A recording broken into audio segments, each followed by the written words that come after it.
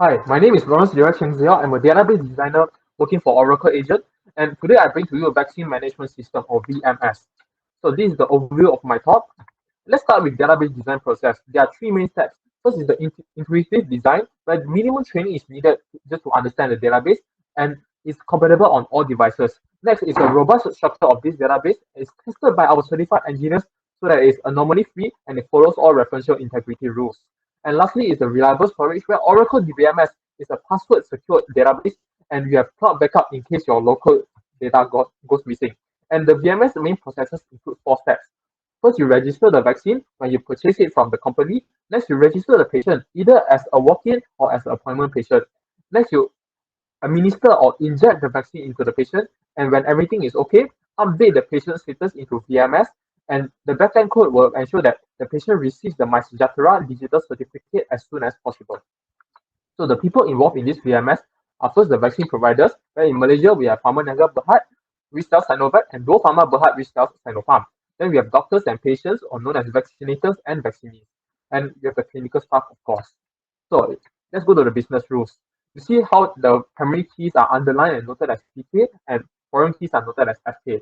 So common sense, a clinic has several doctors. Each doctor should belong to a clinic. And a doctor can treat several patients, and each patient should be treated by one doctor at one time. And in this case, a vaccine provider can sell vaccines to several clinics, and a clinic can purchase vaccines from several providers. So a same clinic can buy vaccines from both Do Pharma and Pharma Niaga. And to solve this many-to-many relationship, we have contract as a bridge entity, where each contract should be signed by one vaccine provider and one clinic only.